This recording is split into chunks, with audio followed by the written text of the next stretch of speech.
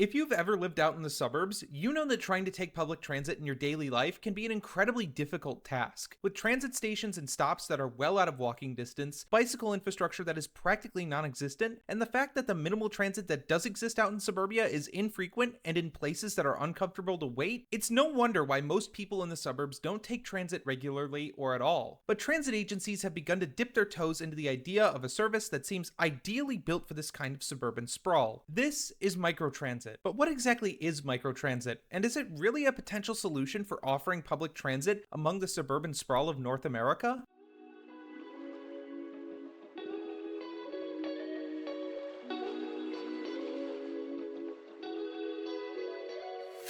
Microtransit, sometimes known as transit on demand, is a public transit service that focuses on direct door-to-door services that is ordered by the rider in advance. In essence, it is very similar to a taxi or rideshare service like Lyft or Uber. Most microtransit services will have you download their own app, although quite a few allow you to call in advance just in case you aren't tech savvy. But if you are, then you create your own account and then select your starting point and end destination in app. You'll then confirm your ride time, whether it's immediate or at some point in the upcoming future. And then you'll hop into the designated vehicle when it arrives at your starting point, which can be anything from a minibus or van all the way down to a minivan or sedan with a couple of transit agency decals on them. Whatever the vehicle might be, it's designed to get you from door to door, and for people who really need to get around without a car in suburban or rural areas. This is a massive blessing for the ability to travel without a car. And if you've taken a trip on public transit out in the suburbs, you might have noticed these three major disadvantages that these suburban transit services suffer from: having to connect to different bus routes to get to your final destination, waiting for long periods of time between infrequent suburban buses, and a fair amount of walking between the bus stops and your destination, usually along some of the most unwalkable spaces you could ever imagine. Transit on Demand takes all of that out and gives you a much quicker point-to-point ride, meaning that you no longer have to make all of those crazy connections. But now you might be thinking, hey, rideshare and taxis do this too. Well, yes, they do, but microtransit has a little trick up its sleeve. You see, since these services are funded by local governments and transit agencies, microtransit services are usually capped in terms of their prices, making them significantly cheaper compared to the private market options offered by rideshare or taxi companies. Let's, for example, take a simple 6-mile trip between this point here in Vancouver, Washington, and Camas, Washington. The typical cost for this rideshare ride can vary anywhere from $15 to $30 for this basic trip. And that's because private rideshare or taxi services can vary their pricing depending on the demand of day. It's called surge pricing, and it's been a real big issue in terms of a lot of different products and services, but I digress. While the prices can change and are usually higher in terms of the private option, the public option in the area, known as the Current, operated by C-Tran, uses a fixed price system. No matter how far you're going in the system, your trip will always end up costing a whopping total of $1.25, or if you're an honored citizen, and even more insane 60 cents a ride. No matter how you spin it, microtransit is significantly cheaper than its competitors on the private side. It's competitive when it comes to travel times, and it gets you to and from your destination door to door. So clearly, this is the most absolutely perfect mode of public transportation. Soon enough, you'll see microtransit replace many of the world's great transit systems like the New York City Metro and the London Underground, and we'll have our own harmonious future of microtransit to get us wherever we need to go to and make our cities better places to live. Thank you all for watching, and I'll see y'all on the next one. Alright, enough with the sarcasm. What's wrong with these things? While microtransit has a lot going for it in terms of it being a door-to-door service and its ability to offer said service affordably, microtransit has some serious drawbacks that keep it from being a more serious mode of transportation within our cities. Remember how I told you that microtransit services need to be ordered? Well, that requires the use of a specific app, and most transit agencies have struggles creating a standard payment and wayfinding app, let alone a clone of a rideshare app. Oftentimes, this can cause a lot of different issues at a lot of different parts of the actual ordering of the vehicle, from creating the account to actually setting your location to finding your end destination, but this pales in comparison to actually using the service itself. You see, microtransit is designed to make transit trips more direct for riders between destinations. However, this comes with a ton of downsides in terms of the operation for services. For one, transit agencies often have a limited budget for these services, so this ends up being incredibly restricting for the microtransit services themselves in a few ways. The most common one is the zones. Basically, Basically, every microtransit service operated by a public transit agency operates within a certain mapped out zone, meaning you can only book rides in this zone.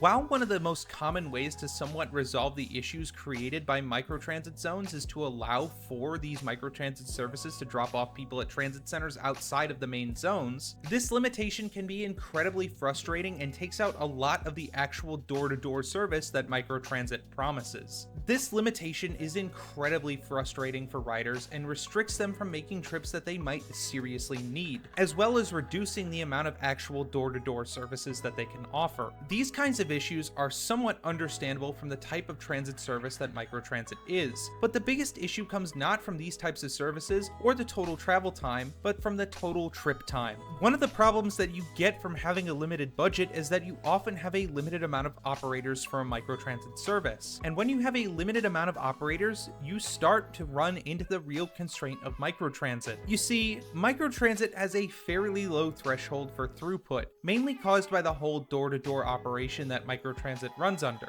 When every driver in a zone is currently occupied, it can significantly increase wait times and cause delays for riders. These delays can cause major mistrust with the whole microtransit operation, and while this can be mitigated by doing shared trips where the rideshare picks up multiple people and drops them off along the way, even this solution comes with the problem of removing the whole door-to-door aspect of microtransit. This massively increases overall travel times, and in some cases, even higher than what transit had existed before. It almost seems like microtransit would be a complete waste for a public transit network in its entirety. So is there even any way that we could properly fit this into a public transit service network? But you know what I hope fits in your daily network? This channel. If you're enjoying this video and you want to support more of this channel, go ahead and give this video a like and subscribe. And if you want early access to videos, extra content, your name in the credits, or just want to support the channel, I also have my Patreon down below too. Anyways, enough of that, let's get back into the video.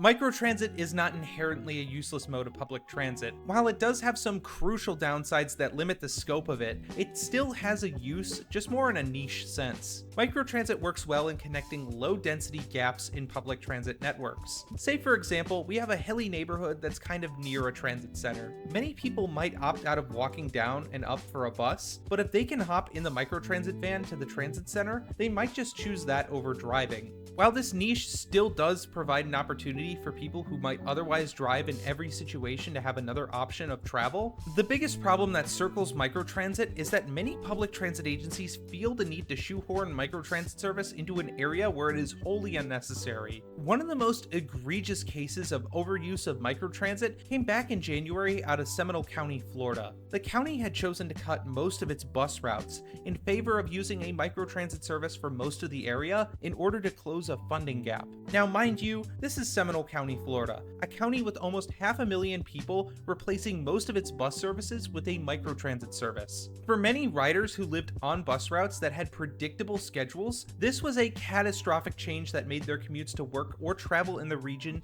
in general much worse. And this is suburban Florida. They found a way to make public transit in suburban Florida one of the most unwalkable places with some of the worst transit in America even worse. While most cities have not hit this issue when it comes to microtransit, this is a very telling sign about public transit that a county in a major metro area was willing to go through and try this. As many transit agencies have not met their pre-2020 ridership levels and have met serious funding challenges from this, some people might blame the transit agencies themselves for trying these sorts of solutions to increase ridership, when the real reason most of the time comes from a different source.